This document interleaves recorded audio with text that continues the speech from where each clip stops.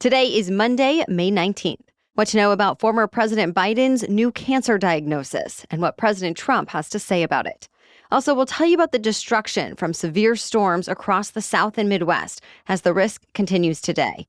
Plus, the motive behind a bombing at a fertility clinic, a major development in the fight against Alzheimer's, and the winners of 2 high-profile sporting events with their sights already set on their next big challenges. Those stories and even more news to know next.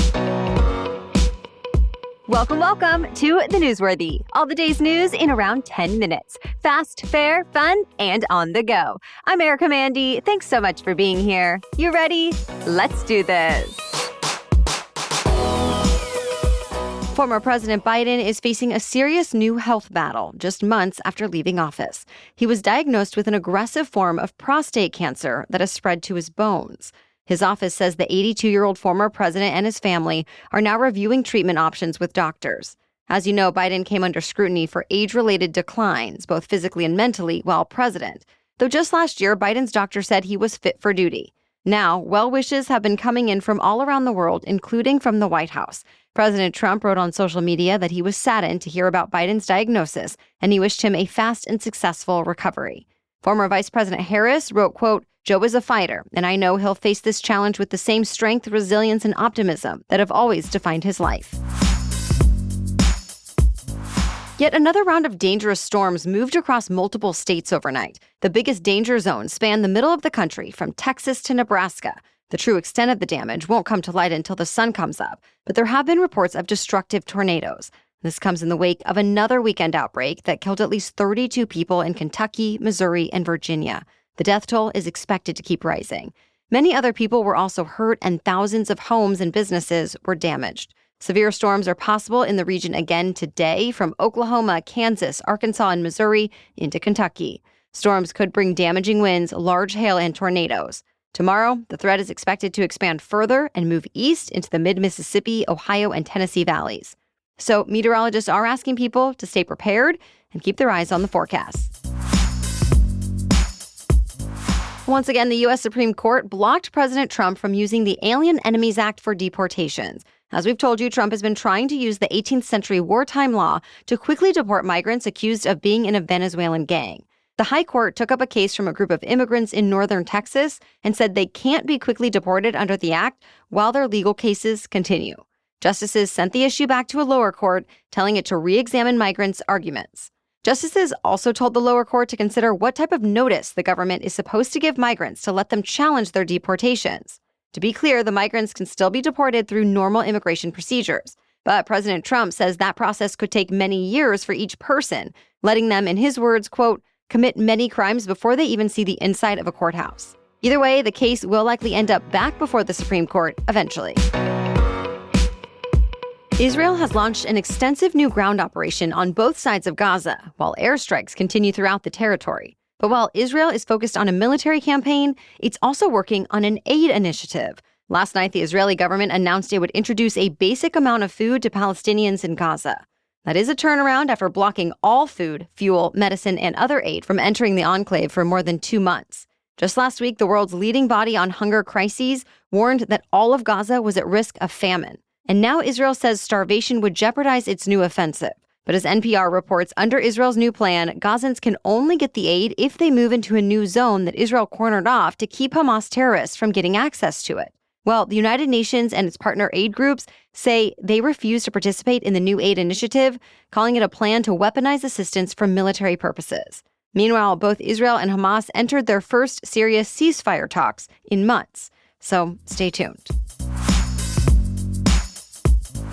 The U.S. has lost another top credit rating. Moody's downgraded the U.S., joining Fitch Ratings and S&P Global Ratings in grading the world's biggest economy below the top position. The issue is with America's growing $36 trillion debt, and Moody's determined the debt levels stand to grow further if lawmakers enact a multi-trillion-dollar package of new tax cuts, as Republican leaders are pushing for. It's unclear what Moody's decision means for everyday Americans. The New York Times reports it's possible the downgrade prompts investors to demand higher payments on bonds. If so, that would raise borrowing costs when interest rates are already elevated. But in the past, downgrades have proven to be largely symbolic. And Moody's still describes the U.S. financial system as stable and found the dollar to be strong and reliable. More news still ahead, but first, thanks to our sponsor, Skims. What are your wardrobe essentials? Especially this time of year when the weather can be a bit unpredictable or always changing. For me, I need both short and long sleeve tees that are great for layering and can be dressed up or down for every day or a weekend outing. And Skims always has my favorites. I have the Skims cotton jersey long sleeve tee, just to name one of them, and I love it. It's super soft and comfortable. Plus, other long sleeves tend to ride up or bunch at the waist, but this one stays put no matter what. And that's true to everything I've gotten from Skims so far. These tees are really flattering on. Skims just knows how to ensure the fabric and fit are just right every time. In fact, I'm still wearing all my other Skims tees, dresses, tanks, pants, the list goes on. So join me and shop Skims T-shirt shop at skims.com. After you place your order, be sure to let them know we sent you. You can select podcast in the survey and be sure to select our show in the drop-down menu that follows. Okay, now back to the news. The FDA approved the first blood test to help diagnose Alzheimer's disease. The hope is this makes it easier to find and treat patients with a disease that already impacts nearly 7 million Americans. It tests for a certain protein that can build up in the brain. For now, the test is only cleared for people 55 and older who already have some signs and symptoms of Alzheimer's. It's still considered a big breakthrough, though, since it's less invasive than what was previously available and can be available through primary care providers. A positive test result will likely still mean more testing to confirm a diagnosis. But it's believed that it's still an important first step toward early and accurate diagnoses and making drugs to manage the symptoms more widely accessible. Separately, the FDA gave full approval to another COVID vaccine with some stricter new conditions. It signed off on the Novavax shot, but only for older adults and others older than 12 who have at least one medical condition that puts them at a high risk from COVID. So for healthy people under 65, it would be considered off-label use, and it's not likely insurance companies would broadly cover it. And that's disappointing for some people who are wary of newer mRNA vaccines made by Pfizer and Moderna, since they've been flocking to Novavax as an alternative. It's a more traditional vaccine platform and is thought to have fewer side effects. Until now, Novavax has only been available through emergency use authorization. The Pfizer and Moderna shots were already granted full approval back in 2022, letting them market the vaccines and distribute them more broadly. But now, those companies are also working on updated shots for the fall, and many analysts see the new restrictions on Novavax as a sign that there could be more restrictions coming for those vaccines too. So, to be continued. The FBI is now investigating a car bombing outside a fertility clinic in Palm Springs, California. Authorities identified the suspect as being anti-natalist, meaning he didn't believe anyone should have children. He apparently had manifestos in which he said he was against bringing people into the world without their consent to spare them from future suffering. It's also believed he had a YouTube account featuring videos of experiments with homemade explosives. The suspect died in Saturday's explosion, and 4 other people were hurt. His home was searched, and officials say there's no longer a threat.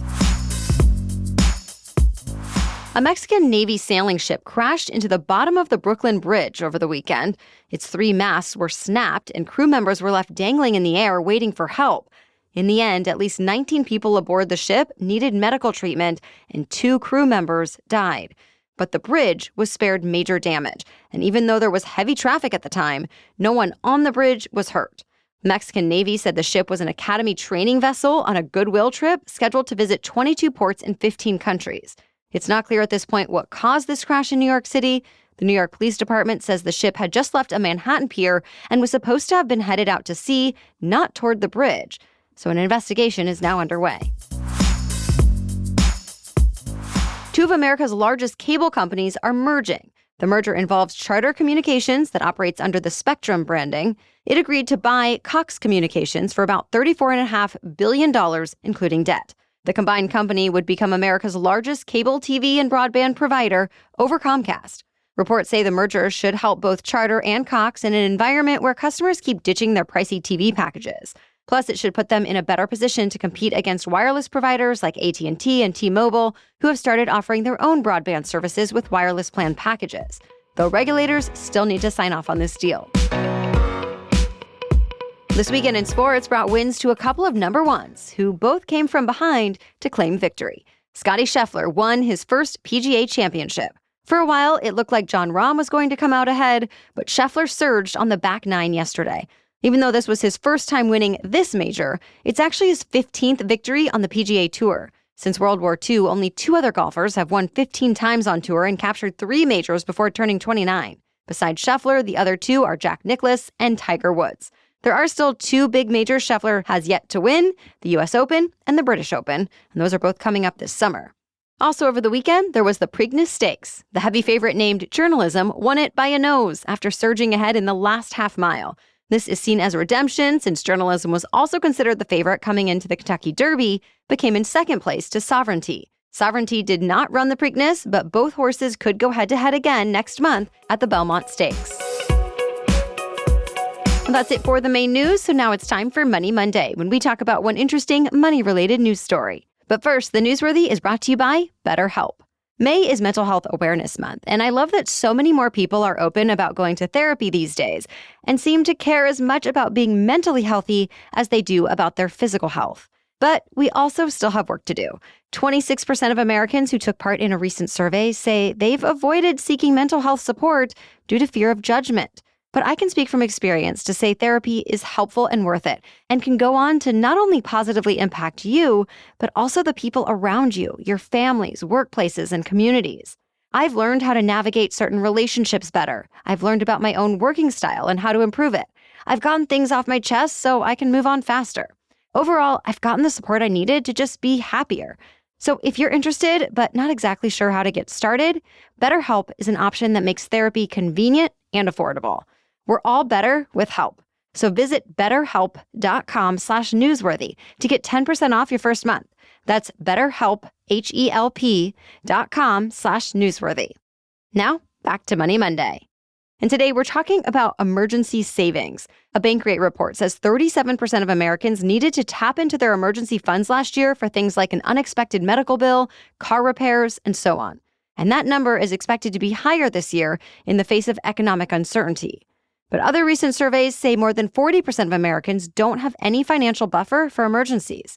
Financial experts suggest, if that's you, to start setting aside savings now, even if it's just about $25 out of every paycheck. Many of them say the goal should be setting aside enough money for 6 months' worth of expenses to cover the essentials like housing, utilities, food, and medical care. Investopedia says for the average American family, that adds up to about $35,000. Much more than the average American has in their checking and savings accounts. If that number sounds daunting, NerdWallet suggests starting with more modest goals. For example, saving $500 might cover a small car repair or modest medical bill. $2,000 can see you through a larger car repair or appliance replacement. NerdWallet also offers an emergency fund calculator where you can put in what you pay for things like rent, utilities, and insurance, and get a suggestion for exactly how much to put away. We'll link to that calculator in today's episode notes. Well, thank you so much for joining us today. We'll be back with even more news to know tomorrow. For now, have a great day.